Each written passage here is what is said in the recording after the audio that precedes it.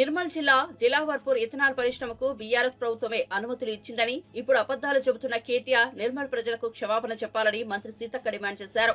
అబద్దాల పునాదుల మీద తిరిగి అధికారంలోకి రావాలని బీఆర్ఎస్ భావిస్తోందని విమర్శించారు. ఆమె మాట్లాడుతూ ఇథనాల్ పరిశ్రమ బీఆర్ఎస్ ముఖ్య నేత కుటుంబానికి చెందిందేనని ఆరోపించారు. అందుకే ఈ కంపెనీకి అనుమతులు ఇచ్చింది కూడా గత బీఆర్ఎస్, కేంద్రంలోని బీజేపీ ప్రభుత్వాలే అన్నారు. ఈ పరిశ్రమ విషయంలో కుట్రలు జరుగుతున్నాయని అనుమానం వ్యక్తం చేశారు. డైరెక్టరేట్ ఆఫ్ షుగర్స్ ఇలా అన్ని పర్మిషన్, అంతిమ పర్మిషన్ ఎక్కడ ఉందంటే ఇంకా grant of letter of intent of by out of Telangana 2023 water allocation permission from chief engineer irrigation Adilabad 3/7/2023 permission from the factories department 7/7/2023 approval from pollution control board of Telangana TGPCB. ఇవన్నీ కూడా ఇందులో మనం అధికారంలోకి వచ్చింది, మేము అధికారంలోకి వచ్చింది డిసెంబర్ 3వ తారీఖు నాడు రిజల్ట్ వచ్చింది.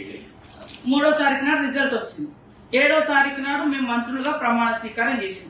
ఈ మొత్తం పేజీలో ఈ యొక్క ఇథనాలకు సంబంధించి నిర్మల్లో ఈరోజు జరుగుతున్నటువంటి రైతుల ఆందోళనకు కారణమైనటువంటి ఇథనాల్ ఫ్యాక్టరీకి మేము ఇందులో ఉన్నప్పుడు ఒక్కటన్నా పర్మిషన్ ఉందా? ఎందుకు ఈ యొక్క దొంగ నాటకాలు, ఈ యొక్క రెచ్చగొట్టే కార్యక్రమాలు? ప్రజలారా ఆలోచించండి. వాళ్ళే పర్మిషన్ ఇస్తారు. వాళ్ళు ఉన్నప్పుడు ఫ్యాక్టరీలు వస్తే గొప్పతనంగా చెప్తారు. ఇతరులు ఉన్నప్పుడు మా గవర్నమెంట్ వచ్చి ఎక్కడన్నా మరి ప్రజలలో ఎక్కడైనా వచ్చుంటే అది అంటే తప్పు అని చెప్తారు. ఈ రోజు ఈ ఫ్యాక్టరీ ఎవరు ఇచ్చారు? మళ్ళా నిస్సిగ్గుగా చూడండి ప్రజల్ని ఎట్లా మోసం చేస్తున్నారు, ప్రజల భూములు గుంజుకుంటున్నారు. నువ్వే కదా పర్మిషన్ ఇచ్చింది. నేను ఛాలెంజ్ చేస్తున్నా, ఈ పర్మిషన్ మీరు ఇచ్చిరా లేదా?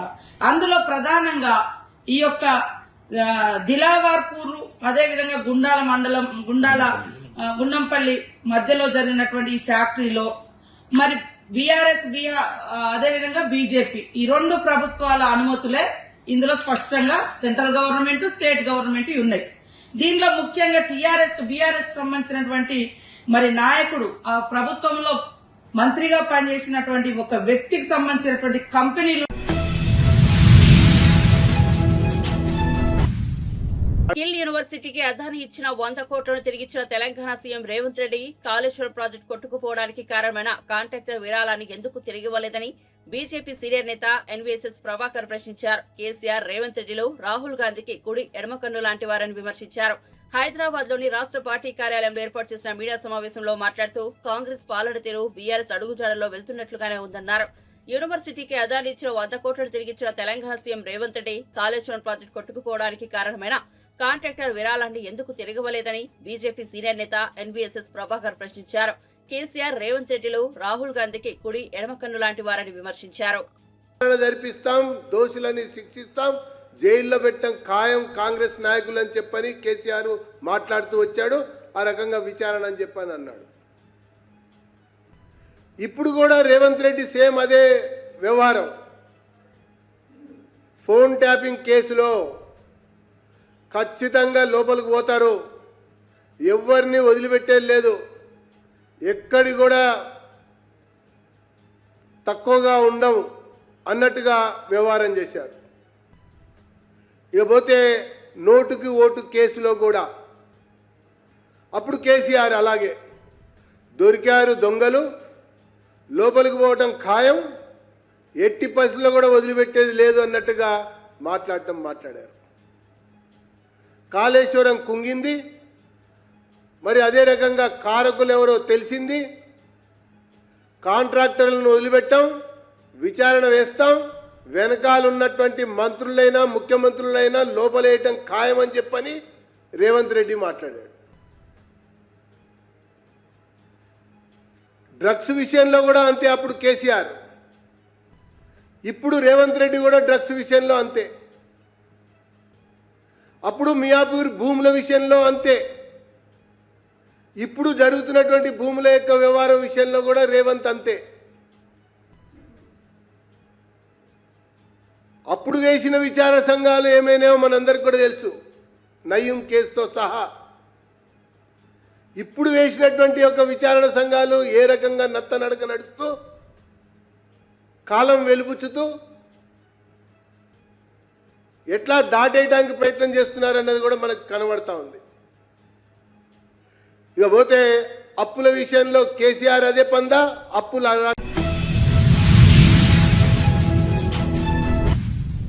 నవంబర్ 30 నుంచి డిసెంబర్ 7 వరకు రాష్ట్ర వ్యాప్తంగా బీఆర్ఎస్ గురుకుల బాట కార్యక్రమం నిర్వహించనున్నట్లు ఆ పార్టీ వర్కింగ్ ప్రెసిడెంట్ కేటీఆర్ వెల్లడించారు.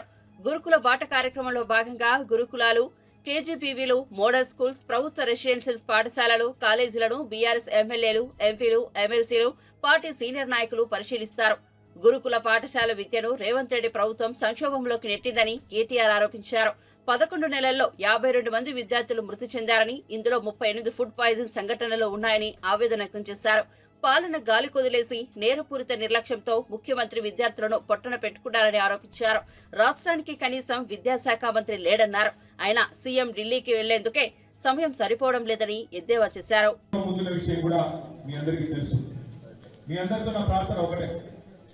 ఎవరు ఎన్ని కథలు చెప్పినా ఎన్ని మాటలు మాట్లాడినా వాళ్ళ కేసీఆర్ గారి త్యాగాన్ని, కేసీఆర్ గారి పోరాటాన్ని ఎన్ని రకాలుగా చిన్నగా చేసి చూపెట్టే ప్రయత్నం చేసినా తెలంగాణ రాష్ట్రం ఉన్నంత కాలం తెలంగాణ ప్రజలు ఎట్టి పరిస్థితుల్లో కూడా మన పార్టీ చేసిన పోరాటాన్ని, మీరు చేసిన త్యాగాన్ని, మరి తెలంగాణ పిల్లల బలిదానాన్ని ఎన్నటికీ మరవదు అనే మాట కూడా ఈ సందర్భంగా నేను మీకు విజ్ఞప్తి చేస్తా ఉన్నా. సరే, రాజకీయంగా ఎత్తు పల్లాలు తప్పవు. అపజయము, జయము, రాజకీయము జీవితంలో చాలా కామన్. సరిగ్గా సంవత్సరం కిందట, ఈరోజు నవంబర్ 25, ఇంకొక 5 రోజులైతే సంవత్సరం కిందట డబ్బాల ఓట్లు పడే సందర్భం. ఆ రోజు కాంగ్రెస్ పార్టీ నాయకులు ఎన్ని కథలు చెప్పినరో నాకంటే బాగా మీకే తెలుసు. ఎందుకంటే సిరిసిల్లలో ఊరూరు నేను తిరగలే.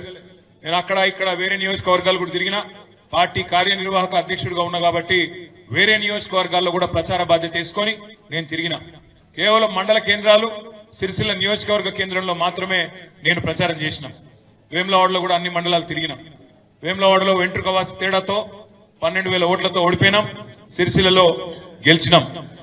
రాష్ట్రంలో మాత్రం అనుకోకుండా కాంగ్రెస్ పార్టీ ఏదైతే అరిచేతిలో స్వర్గం చూపెట్టిందో, అడ్డగోలు మాటలిచ్చి, అడ్డగోలు హామీలిచ్చి ఆనాడు ప్రజలను మోసపిచ్చే విధంగా ప్రచారం చేసిందో, దానికి కొన్ని దగ్గరలా మన వాళ్ళు నమ్మిండ్రు, నమ్మి మోసపోయినరు.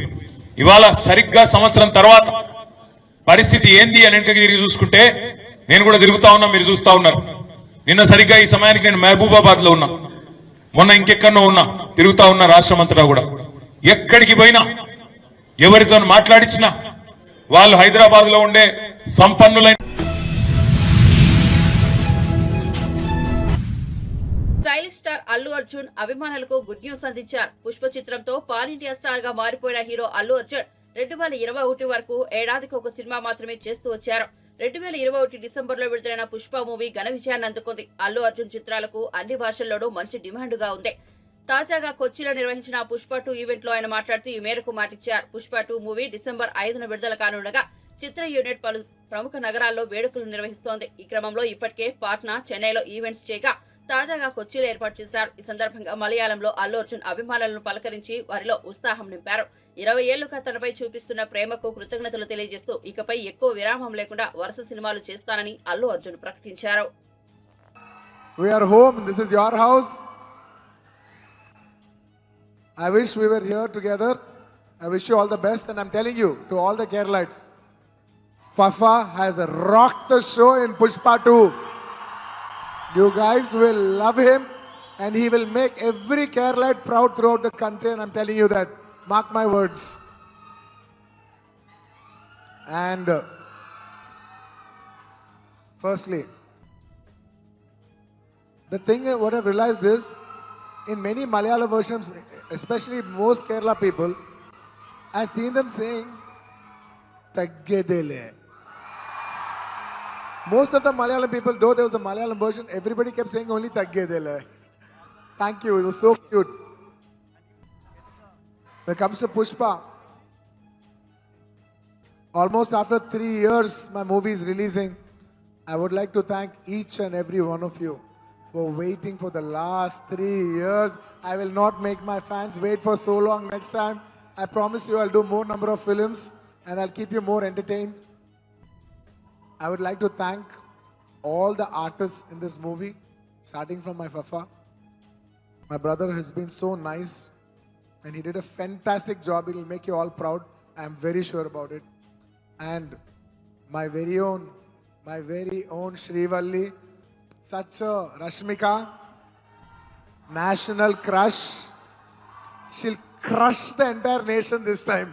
Everybody will crush on her this time. Once again, Rashmika, the last 3 years, I have only been working with you, and you're the only heroine I keep seeing on the set. You have become home. Like how Kerala is, I'm an adopted son, and it's my home in a way. Working with you, I'm so comfortable. You make me feel like home. Like how Kerala people make me feel home, you make me feel home. Thank you so much for your support. Without your support, Pushpa is not possible. I cannot perform without your support. Thank you so much, Rush. I will always keep this love in my heart for a very long time, till the end of time. You made Pushpa way more special. Your presence made Pushpa way more special. Thank you, my dear. It's girls like you who make the room a better place. Thank you.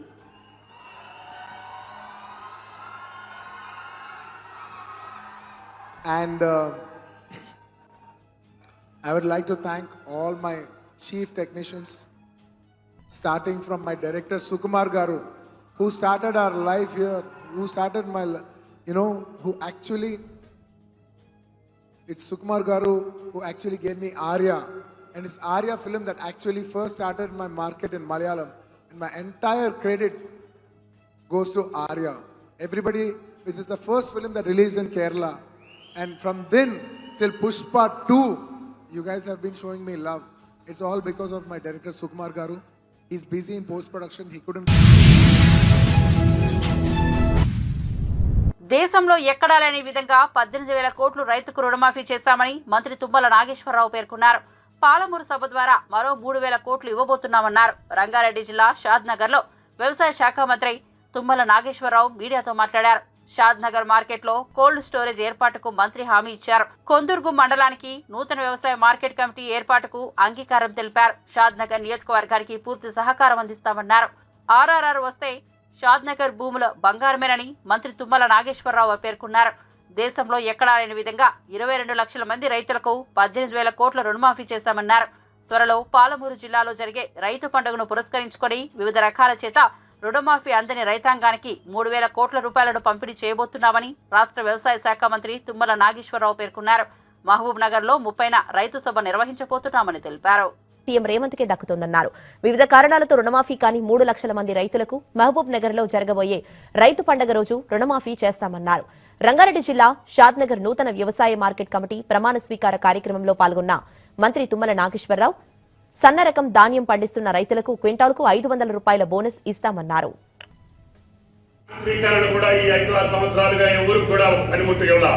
రైతాంగానికి ఇప్పుడు మారినటువంటి కాలమాన పరిస్థితుల్లో ఏ యంత్రాలైతే ఉపయోగం అవసరమో, drone అవసరమా లేకపోతే ఇంకే పనిముట్లు అవసరమో చెప్పండి, అయ్యే తెప్పించి మీకు ఇస్తాం. మా కమిషన్ల కోసం కాదు, రైతాంగం కోసం చేస్తాం. కాబట్టి దయచేసి మీకు ఏది ఉపయోగమో అదే చెప్పండి. మీ పండించే పంటలకు ఏది అవసరమో అవి ఇప్పుడు ప్రపంచీకరణలో బ్రహ్మాండమైనటువంటి యాంత్రీకరణ వచ్చింది. జరుగుతున్నటువంటి కూలీ ఖర్చులు పెరిగిపోవటం, ఆఖరికి రైతు కూలీలు కూడా ఇబ్బంది వచ్చే పరిస్థితులు వచ్చినాయి. కాబట్టి దయచేసి యాంత్రీకరణ ఏకైక మార్గం. దానికి అన్ని కోట్లైనా సరే తీసుకొచ్చి రైతాంగాన్ని ఆదుకుంటామని చెప్పుకోవడానికి ఈ సందర్భంగా మనం చెప్తున్నాం. ఈ రకంగా రైతాంగానికి కావాల్సినటువంటి కార్యక్రమాలు ఈ సంవత్సరం రేపు వచ్చే బడ్జెట్ లో ఇన్సూరెన్స్ కూడా ఏర్పాటు చేయాలని, పంటల బీమా పథకాన్ని కూడా గత ప్రభుత్వం మానేసింది. ఏదైనా అకాల వర్షాలు వచ్చో, కరువు వచ్చో, కాటకాలు వచ్చో, పంటలు నాశపోతే ఆ రైతు అప్పులు పాలై ఆత్మహత్యకు గురి కావాల్సిన పరిస్థితి వస్తుంది. అది అవసరం లేదు. ఆయన పంట ఎంత నష్టపోతే అంత ఇవ్వాలి. ఆ ప్రతి రైతు యొక్క ప్రీమియం మనమే కడతాము. రైతులందరూ కట్టకపోయినా మనమే ఆడ ప్రీమియం కట్టి ప్రతి కుంట ప్రతి ఎకరం అందరినీ మనమే ఏర్పాటు చేస్తాం. వచ్చే సంవత్సరం నుంచి పంటల బీమా పథకాన్ని ప్రారంభిస్తామని చెప్పి కూడా మీకు కూటమి నేతలు కమిషన్ల కోసమే సిగ్గుపట్లు పట్టుకుంటున్నారని వైఎస్ఆర్సీపీ అధినేత ప్రతినిధి పుత్తా శివశంకర్ ఆరోపించారు.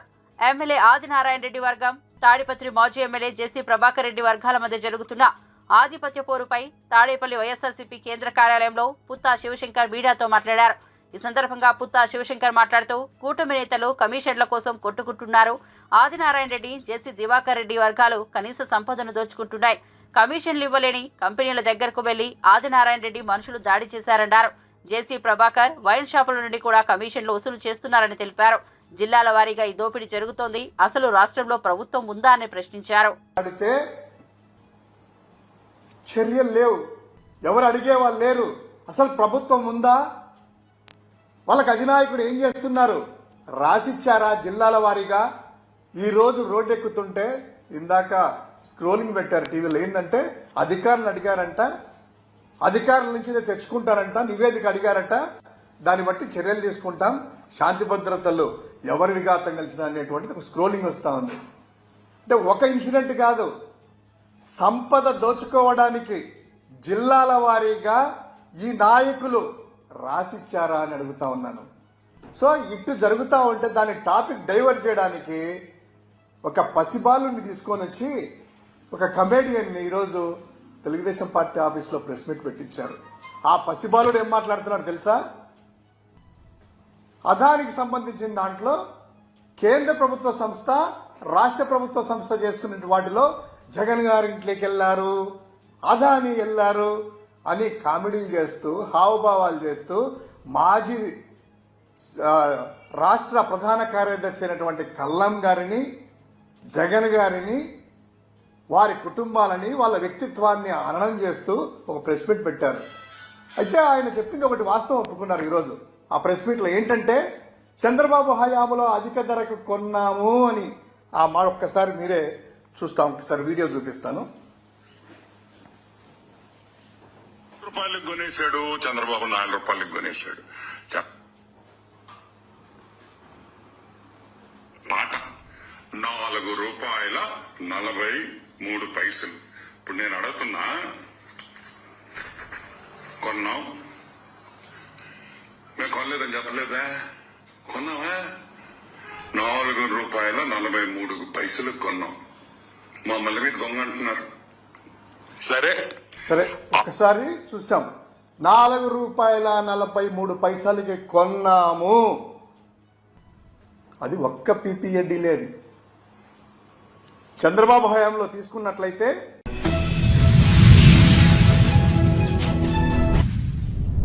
ఏడాది పాలనలో ఏం చేశారో ప్రజలకు వివరించాలని బీజేపీ రాష్ట్ర అధ్యక్షుడు కేంద్ర మంత్రి కిషన్ రెడ్డి ప్రశ్నించారు. డిసెంబర్ 7న ముఖ్యమంత్రిగా ప్రమాణ స్వీకారం చేస్తామని, సోనియా పుట్టినరోజున రైతులకు రుణమాఫీ చేస్తామని ప్రకటించారని, ఇచ్చిన ఏ గ్యారంటీని కూడా అమలు చేయలేదని విమర్శించారు.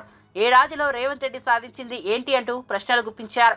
బెదిరింపులు, తిట్ల పురాణాలు, వ్యక్తిగత దాడులు, అక్రమ కేసులు తప్ప కాంగ్రెస్ సాధించింది లేదన్నారు. సమస్యలపై మాట్లాడితే నీ డిఎన్ఏ ఏంటని అడుగుతున్నారని, తన డిఎన్ఏ బీజేపీదని, మిగతా వాళ్ళలాగా 10 పార్టీలు తిరిగిన డిఎన్ఏ కాదన్నారు. కాంగ్రెస్ ప్రభుత్వ వైఫల్యాల మీద డిసెంబర్ 1 నుంచి 5 వరకు బీజేపీ ప్రచారం చేయనుందన్నారు. నేనేదైనా సమస్య మీద మాట్లాడితే కిషన్ రెడ్డి డిఎన్ఏ ఏంటి అని మాట్లాడతాడు. మా డిఎన్ఏ, నా DNA Bharatiya Janata party DNA. మిగతా వాళ్ళలాగా 10 పార్టీలు తిరిగిన డిఎన్ఏ నాది కాదు.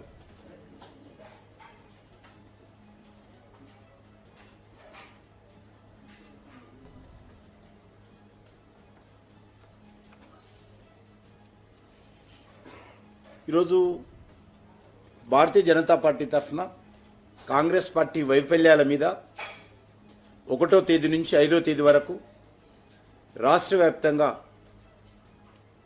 మేము కాంగ్రెస్ పార్టీ వైఫల్యాలను వివరించేటువంటి ప్రయత్నం చేస్తాం. 1వ తేదీ నుంచి 5వ తేదీ వరకు డిసెంబర్ వాళ్ళు ఘనంగా వారోత్సవాలు జరుపుకుంటున్నారు, విజయోత్సవాలు. అమ్మాయిలు కానీ అబ్బాయిలు కానీ ఆందోళన చేస్తున్న విషయం.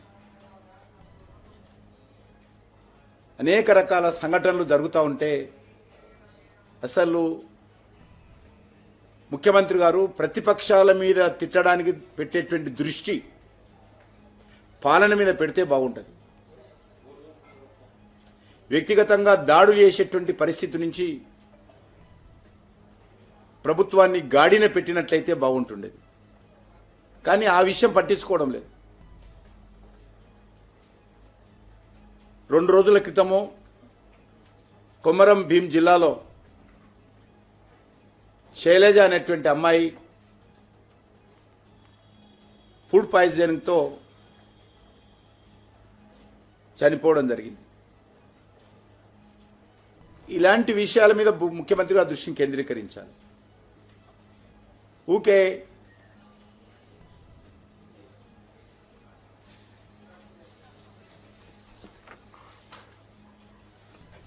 సంబంధం లేదు.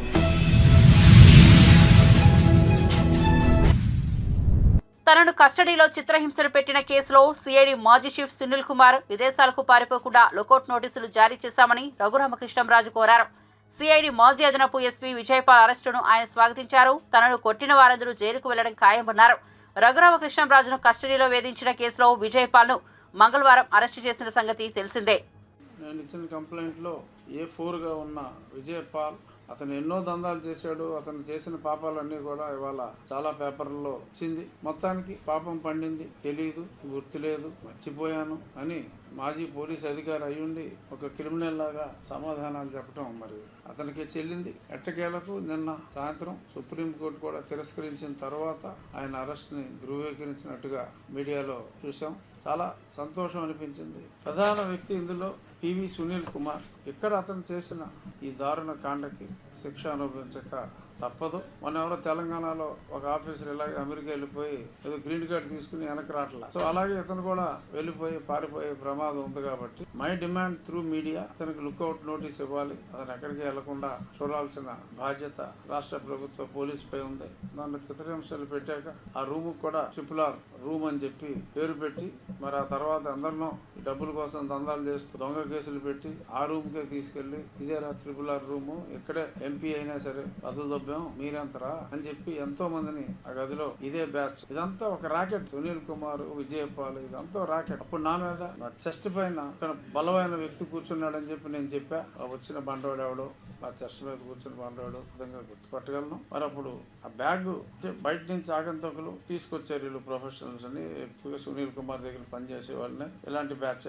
వాళ్ళకి ఒకడు బ్యాగ్ లో కిట్ ఇచ్చాడు. ఏంటి నన్ను కొడతానికి వాడిని కర్ర, తాడు, ఆ రబ్బర్ బెల్ట్ ఉన్న ఆ బ్యాటు. ఆ కిట్ ఇచ్చినోడు ఎవడో కూడా నా దగ్గర సమాచారం ఉంది. ఇటువంటి బ్యాచ్ అందరూ కలిసి నా మీద చేసి దారుణమైన కుట్ర ఈ రోజు పట్టాలెక్కింది. ఖచ్చితంగా అతి త్వరలో ఈ IPSలు వారి వెనుకున్న అప్పటి నాయకులు అందరూ కూడా ఇంకో 10 రోజులు ఆలస్యమైనప్పటికీ కూడా ఖచ్చితంగా దొరుకుతారు. వారికి న్యాయస్థానంలో శిక్షలు పడతాయి అనే పరిపూర్ణ విశ్వాసం అయితే నాకు ఉంది. నా వ్యక్తిగతంగా నన్ను హింసించిన సంఘటన కాబట్టి అప్పట్లో హింసించబడ్డ మాజీ ఎంపీగా నేను ఇది మాట్లాడుతున్నా. ప్రస్తుతం నాకున్న బాధ్యతాయుతమైన పదవికి ఈ కేసుకి ఎటువంటి సంబంధం లేదు.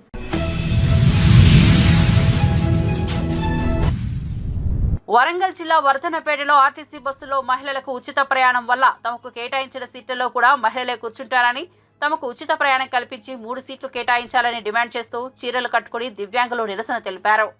ఏదైతే తెలంగాణ రాష్ట్ర ప్రభుత్వం 6 గ్యారెంటీల్లో భాగంగా మరి ఆనాడు అమలు చేసినటువంటి ఆర్టీసీలో మహిళలకు ఉచిత ప్రయాణం ఏదైతే ఉందో ఆ ఉచిత ప్రయాణం కారణంగా ఈ తెలంగాణ రాష్ట్రంలో ఉన్నటువంటి 30 లక్షల మంది వికలాంగులు ఆర్టీసీ బస్ ఎక్కాలంటేనే భయపడేటటువంటి పరిస్థితి ఈ రోజు దాపరించింది. ఇవాళ మహిళలు వచ్చి మాకు వికలాంగులకు ఉన్నటువంటి సీట్లలో కూడా ఆధిపత్యం చెలాయిస్తూ వికలాంగుల సీట్లలో కూడా వారు కూర్చోవడం వల్ల వికలాంగులు చాలా తీవ్రమైనటువంటి ఇబ్బందులు ఎదుర్కొనేటటువంటి పరిస్థితి ఉంది. కాబట్టి తెలంగాణ రాష్ట్ర ముఖ్యమంత్రి రేవంత్ రెడ్డి గారిని, అదేవిధంగా తెలంగాణ రాష్ట్ర మంత్రి మరి పొన్నం ప్రభాకర్ గారు రవాణా శాఖ మంత్రిగా ఉన్నారు కాబట్టి తక్షణమే బాధ్యత తీసుకుని వికలాంగులకు గతంలో ఉన్నటువంటి 1 సీటుకు మరో 2 అదనపు సీట్లు కేటాయించి వికలాంగుల సీట్లలో వికలాంగులే కూర్చునే విధంగా రాష్ట్ర ప్రభుత్వం వెంటనే చర్యలు తీసుకోవాలని చెప్పేసి కూడా భారత వికలాంగుల క్లబ్ పరిరక్షణ సమితి ఆధ్వర్యంలో ఈ రోజు వరంగల్ జిల్లా వర్ధనపేట ఆర్టీసీ బస్టాండ్ లో మేము చీరలు కట్టుకుని రాష్ట్ర ముఖ్యమంత్రి గారు కనువిప్పుగలగాలి. వికలాంగుల పరిస్థితి ఆర్టీసీ బస్సులు ఎంత దయనీయంగా తయారైందనేది రాష్ట్ర ముఖ్యమంత్రి గారు కనువిప్పుగలగాలని చెప్పేసి ఇలా చీరలు కట్టుకుని మా వికలాంగుల సమాజం ఇలా నిరసన వ్యక్తం చేస్తుంది. ఈ నిరసనతోనైనా రాష్ట్ర మంత్రి గారికి, రాష్ట్ర ముఖ్యమంత్రి గారికి కనువిప్పు కలిగి ఆర్టీసీలో అదనంగా వికలాంగులకు మరో 2 సీట్లు కేటాయించి ఆర్టీసీలో వికలాంగుల సీట్లలో సకలాంగులు కూర్చుంటే ఆ సకలాంగుల మీద క్రిమినల్ కేసులు నమోదు చేసి వికలాంగుల సీట్లను వికలాంగులకే కేటాయించే విధంగా రాష్ట్ర ప్రభుత్వం చర్యలు తీసుకోవాలని చెప్పేసి భారత వికలాంగుల హక్కుల పరిరక్షణ సమితి ఆధ్వర్యంలో మేము ఈ నిరసన కార్యక్రమాన్ని చేపట్టడం జరిగింది. ముఖ్యమంత్రి గారికి ఒకటే మేము విజ్ఞప్తి చేస్తున్నాం, మీరు 6 గ్యారెంటీల సంగతి ఏందో తెలియదు కానీ అవసరమైతే వికలాంగుల కోసం ప్రత్యేకంగా మీరు బస్సులను ఏర్పాటు చేయండి. కానీ మేము అవస్థలు పడుతున్నాం, ఇబ్బందులు పడుతున్నాం. ఆర్టీసీ బస్సు ఎక్కాలంటేనే మా గుండెల్లో రైలు పరిగెత్తేటటువంటి పరిస్థితి ఉంది. ఎందుకంటే మా మహిళా అక్కలు, మా మహిళా చెల్లెలు తోసుకుంటూ పోతున్నటువంటి క్రమంలో వైకల్యం ఉన్నటువంటి మేము అంగవైకల్యంతో బాధపడుతూ ఒక పక్క దుర్భర జీవితాలు గడుపుతూ ఆర్టీసీ బస్సు ఎక్కాలంటే మరి చాలా తీవ్రమైనటువంటి ఇబ్బందులు ఎదుర్కొంటాం. కాబట్టి రాష్ట్ర ముఖ్యమంత్రి గారు వెంటనే స్పందించి ఆర్టీసీలో మరి వికలాంగులకు అదనపు సీట్లు కేటాయించడంతో పాటు వికలాంగుల సీట్లలో వికలాంగులు కూర్చునే విధంగా మరి జీవోను జారీ చేయాలని చెప్పేసి కూడా రాష్ట్ర ముఖ్యమంత్రి రేవంత్ రెడ్డి గారిని విజ్ఞప్తి చేస్తూ, దాంతో పాటు కాంగ్రెస్ పార్టీ ఎన్నికల మేనిఫెస్టోలో కూడా చెప్పింది ఆర్టీసీలో ఒక మహిళలకే కాదు వికలాంగులకు కూడా ఉచిత రవాణా సౌకర్యం కల్పిస్తామని కాంగ్రెస్ పార్టీ అభయాస్త్రం మేనిఫెస్టోలో పేర్కొంది. కాబట్టి తక్షణమే ఆర్టీసీలో వికలాంగులకు 100% రాయితీతోని ఉచిత రవాణా సౌకర్యం కూడా కల్పించాలని చెప్పేసి కూడా భారత వికలాంగుల హక్కుల పరిరక్షణ సమితి తెలంగాణ రాష్ట్ర కమిటీ పక్షాన మేము విజ్ఞప్తి చేస్తూ ఈ రోజు ఈ నిరసన కార్యక్రమాన్ని చేపట్టడం జరిగిందని చెప్పేసి తెలియజేస్తూ వికలాంగుల ఐక్యత.